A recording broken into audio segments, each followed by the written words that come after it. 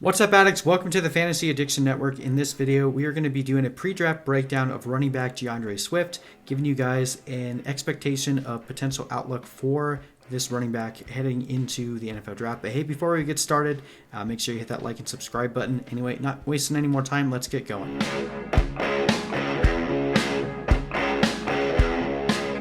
Started, check out the link in the description. We are offering a free till kickoff special for our fan companion tool. You get access all the way up into the kickoff of the NFL season for absolutely free, so make sure you check out that link.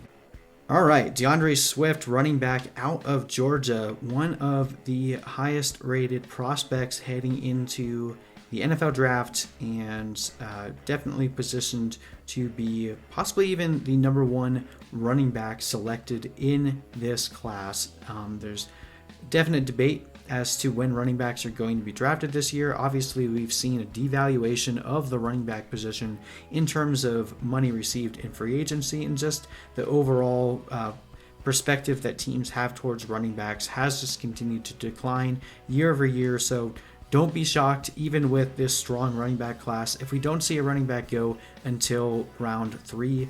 I'm hoping that we see a few guys go in round 2. I think that would definitely speak volumes in terms of which running backs will end up getting a massive amount of usage. But again, don't expect any running backs going until round 3, I would imagine. So, getting into AndreSwift. Again, one of the highest rated prospects in terms of his metrics, 83rd percentile 40-yard dash time, incredibly quick, very, very good one cut back. Or multiple cuts for that matter, one of the most shifty running backs in this class, and arguably the best receiving back overall. As you can see, kind of best compares to Miles Sanders, which we can really see in his game. It definitely makes a lot of sense being used out of the backfield as a receiver a lot. I would definitely say my biggest concern for AndreSwift is this right here. His dominator rating of only being the 35th percentile, and a lot of that you can see just in terms of his rushing attempts, never peaking over 200 rushing attempts in a single season. In 2017-2018, he struggling, 2017, dealing with the likes of Nick Chubb in the backfield, but then 2018, really almost a 50-50 committee split between him and Elijah Holyfield, who isn't an NFL graded running back. I mean, I guess in terms of a backup, but not a starter. So interesting to see that he wasn't able to necessarily win out a job outright. But again, that could just go to the philosophy that Georgia has in terms of switching the running backs out. But it does at least raise a question mark as to why he wasn't able to carve out more of a role for himself, at least in regards to rush attempts.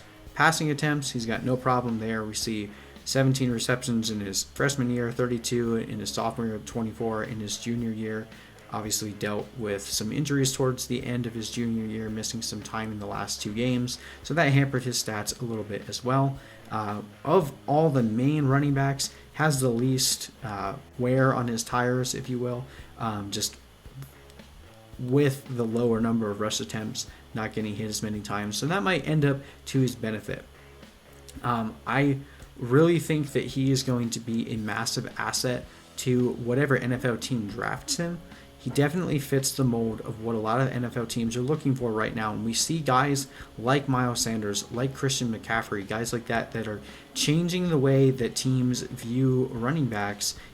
With Christian McCaffrey, it's a little bit different, but in terms of running backs that are involved in the passing game, since this is becoming such a pass-happy league, having running backs that are able to essentially double as a receiver as well are becoming incredibly valuable, even if they don't take the majority of the rushing attempts for their team.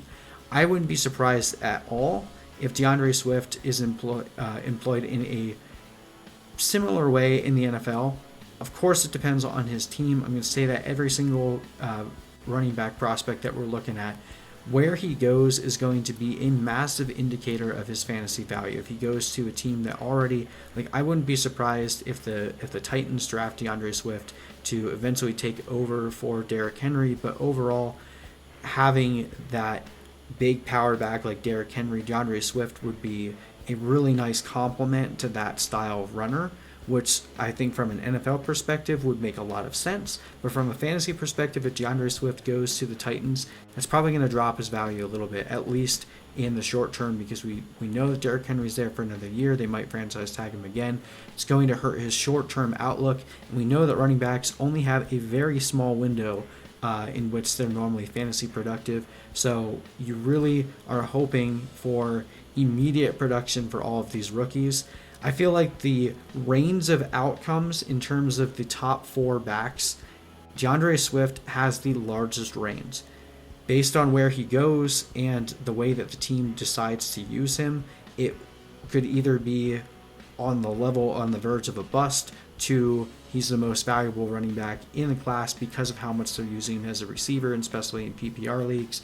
So it's hard to put a stamp of how I want to judge him just yet until we know the overall landing spot for where DeAndreSwift is going to go.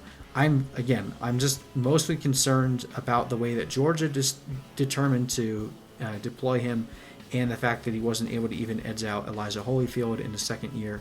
Obviously doing a little bit better in his third year, but there really wasn't any competition whatsoever in his third year. So we'll see. We'll see where he ends up going. That'll ultimately determine how I end up ranking him going forward. But I do think he's every bit worthy of a top 3 or 4 pick. Right now I just have Taylor and Dobbins above him. So